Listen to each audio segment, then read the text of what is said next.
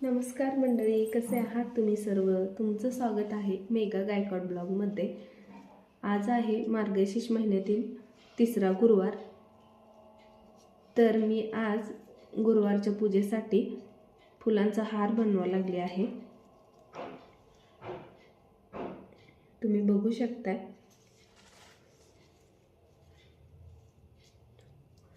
देवीचा फोटो हा छोटाच असल्यामुळे मी छोटाच हार बनवणार आहे.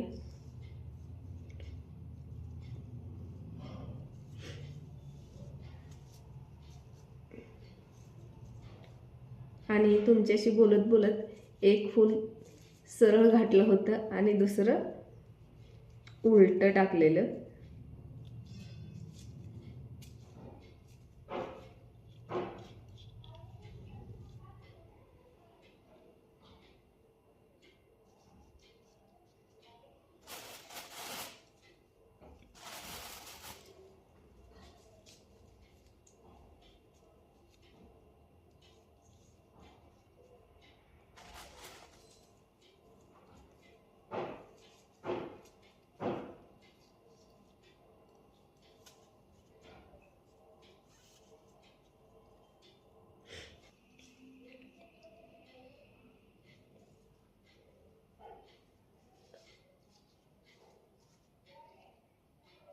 हा पहा, अशा प्रकारे माझा फुलाचा हार तयार झाला आहे.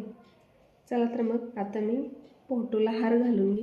फुलांचा हार तयार झाल्यानंतर तो हार मी देवीला घालून घेतला व छान अशा पद्धतीने मी आरतीचं ताट तयार केलं. माझी पूजेची तर मांडणी झाली होती, पण माझ्याकडून पूजा करतानाचा रेकॉर्ड करायचं ते राहून गेलं. म्हणून म्हटलं चला असे ना, आता आपण जी पूजा केली आहे ती तुम्हाला दाखवावी. मी आरतीचं ताट असं छान सजवून घेतलं होतं.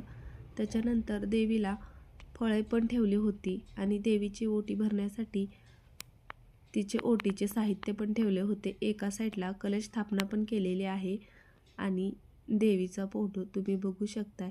साध्या सोप्या अशा पद्धतीचे माझी मार्गशीर्ष गुरुवारची पूजा मी केली आहे. तुम्ही तुमच्याकडे कशा प्रकारे मार्गशीर्ष गुरुवारची पूजा करता ते मला कमेंटमध्ये सांगा. आणि आज पूजा झाल्यामुळे घरामध्ये खूप प्रसन्न असं वातावरण वाटत होतं.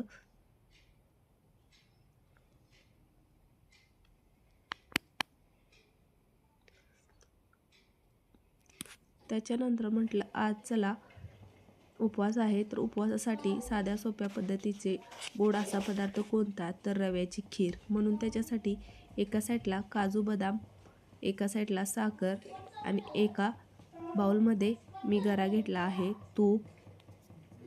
आणि आता मी गरा हा एका पॅनमध्ये टाकून छान असा लालबुंद होईपर्यंत भाजून घेतला आहे. त्याच्यानंतर तो एका बाउलमध्ये काढून घेतला.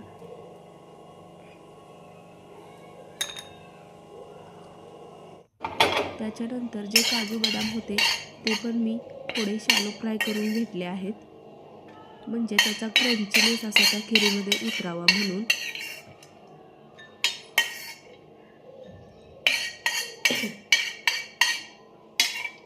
अगदी झटपट व साध्या पद्धतीने लगेच होणारी रेसिपी आहे ही. त्यामुळे म्हटलं चला आता पटपट करून घ्यावं. त्याच्यानंतर एका साईडला पॅनमध्ये थोडंसं दूध टाकून त्याला उकळी येईपर्यंत ठेवून दिले. उकळी आल्यासारखे वाटल्यानंतर त्याच्यामध्ये आपल्याला जशा प्रकारे गोड आवडतं त्याप्रमाणे आपण त्याच्यामध्ये साखर टाकू शकता. आमच्यात मुले असल्यामुळे थोडंसं गोडच म्हणून थोडी जास्त साखर टाकली आहे. आणि साखर टाकल्यानंतर ती साखर विरघळवण्यासाठी मी एका चमच्याने त्याला हलवून घेत आहे.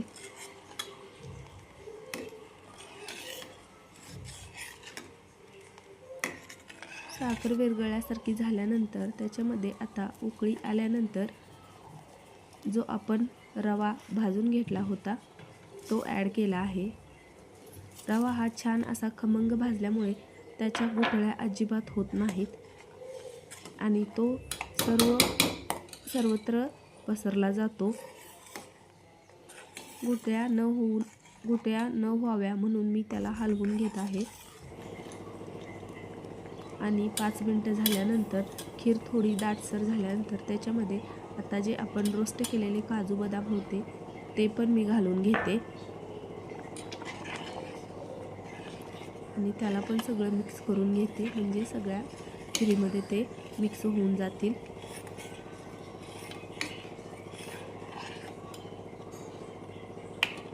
आणि 5 मिनटं त्याच्यानंतर 5 मिनटं अशी कमी गॅसवर खीर आपण उकळू द्यायची. नंतर ती दाटसर होते. अशा साध्या पद्धतीची रव्याची खीर मी केली आहे आणि शेवटी त्याच्यामध्ये वेलची पूड ॲड केली आहे. जर तुम्हाला माझा आजचा हा व्हिडिओ आवडला असेल तर प्लीज माझ्या व्हिडिओला लाईक करा, शेअर करा, सबस्क्राईब करा. असंच आपण भेटूया अजून एका नवीन व्हिडिओमध्ये. बाय.